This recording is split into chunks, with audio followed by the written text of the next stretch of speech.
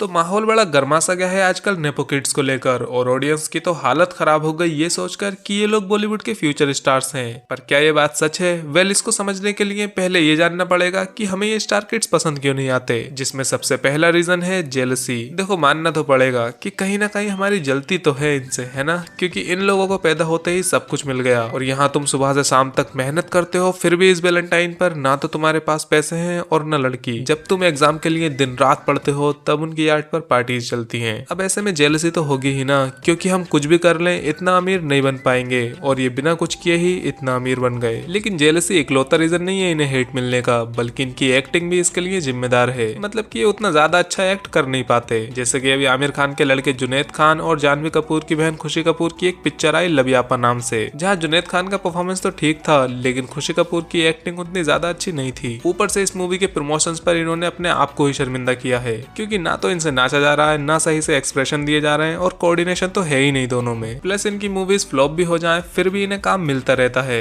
जैसे कि खुशी कपूर की पहली फिल्म दी आर्चीज फ्लॉप थी, फिर भी इतनी जल्दी दूसरी मूवी मिल गई। टाइगर श्रॉफ जिनकी पिछली कई फिल्में फ्लॉप गई, उनके पास भी फिल्मों की कोई कमी नहीं है। और अर्जुन कपूर जिनके करियर की मोस्टली फिल्में ही फ्लॉप है, फिर भी उन्हें फिल्में मिलती रहती है। हालांकि सिंघम अगेन में अच्छा परफॉर्म किया था उन्होंने। सो बेसिकली एक्टिंग स्किल्स ना के बराबर होने पर भी इन्हें बार बार मूवीज मिलती रहती हैं, और मोस्ट ऑफ द टाइम वो फिल्में अच्छी भी नहीं होती, बस इसलिए ऑडियंस ने हेट देने लगती है। अब क्या इसका मतलब किसी भी नेपो किड से एक्टिंग करना नहीं आती? तो ऐसा नहीं है, क्योंकि बॉलीवुड में ऐसे बहुत से स्टार किड्स हैं जिनकी एक्टिंग और फिल्म चॉइसेस बहुत ही तगड़ी है। फॉर एग्जाम्पल रणबीर कपूर, जिनको कोई भी नेपो किड बोलकर ट्रोल नहीं करता, क्योंकि वो बंदा अपनी एक्टिंग से अपने आप को साबित कर चुका है, तो उससे किसी को भी दिक्कत नहीं है। वहीं दूसरी तरफ अर्जुन कपूर, खैर छोड़ो। अनदर एग्जाम्पल ऋतिक रोशन भी एक स्टार किड ही है, लेकिन उन्हें तो कभी ट्रोल नहीं किया लोगों ने। करेंगे भी कैसे भाई? 50 की उम्र में भी बंदे की बॉडी देखो, यहाँ 18-20 की उम्र में ही पेट नहीं संभल रहा। वैसे बॉडी तो टाइगर की भी बढ़िया है, फिर वो क्यों ट्रोल होता है?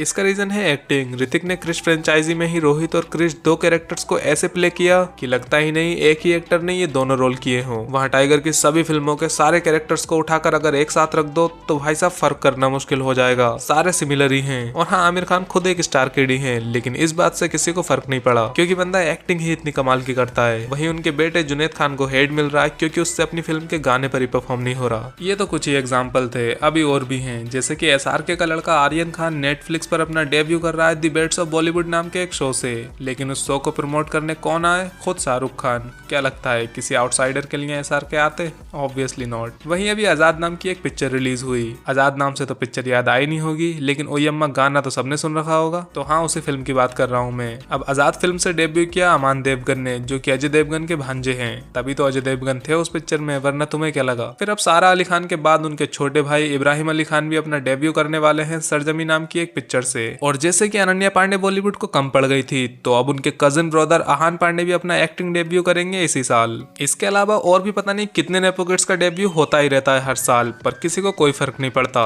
ना ही जुनैद खान की डेब्यू फिल्म महाराज से किसी को कोई दिक्कत थी। वो तो जब लबियापा के प्रमोशंस में स्टेज पर चढ़कर इन्होंने बकचोदी की तो ऑडियंस ने इन्हें ट्रोल किया। वैसे ही स्काई फोर्स में वीर पहाड़िया से शायद ही किसी को कोई प्रॉब्लम होगी, लेकिन जब पीआर की सारी हदें पार करके अपने आप को बॉलीवुड का फ्यूचर, अगला सुपरस्टार, पता नहीं क्या क्या कहलवाओगे, तब तो भाई ऑडियंस फैलेगी ही ना। एंड यही सब बकचोदी देखकर लोगों के मन में सवाल आया कि ये है बॉलीवुड का फ्यूचर? वेल, मुझे ऐसा नहीं लगता, क्योंकि अभी जो इंडिया में टॉप लेवल के एक्टर्स हैं वो बहुत ही कमाल की एक्टिंग करते हैं, चाहे वो रणबीर कपूर जैसे स्टार किड हो या फिर शाहरुख खान जैसे आउटसाइडर। चलता वही है जो काम अच्छा करता है। तो अब ऐसे में कुछ स्पेसिफिक नेपो किड्स को पकड़कर कहना कि ये लोग ही बॉलीवुड का फ्यूचर हैं, तो ये बात कहीं से भी सही नहीं है, क्योंकि आयुष्मान खुराना, राजकुमार राव, अभय वर्मा, कार्तिक आर्यन, विक्रांत मैसी और भी पता नहीं कितने आउटसाइडर्स हैं जो कि अपने करियर में काफी तगड़ा परफॉर्म कर रहे हैं। तो ये सब भी तो बॉलीवुड के फ्यूचर को ही डिफाइन करेंगे ना। तो सिर्फ कुछ स्टार किड्स बॉलीवुड का फ्यूचर नहीं होने वाले। देखो, फिल्म इंडस्ट्री का फ्यूचर क्या होगा ये एक्टर्स या नेपो किड्स नहीं बल्कि ऑडियंस डिसाइड करती है। वैसे भी मुझे नहीं लगता कि लॉन्ग टर्म में इस बात से कोई फर्क पड़ता है कि कौन आउटसाइडर है और कौन star kid. In the and talent he matter करता है। और रही बात फ्यूचर की, तो आप जिन फिल्मों को सपोर्ट करोगे, जिन फिल्मों पर अपना पैसा उड़ाओगे, बॉलीवुड का फ्यूचर भी वैसा ही होगा। और हाँ, अगर आपकी भी स्टार किड से जलती है तो लाइक करो वीडियो को।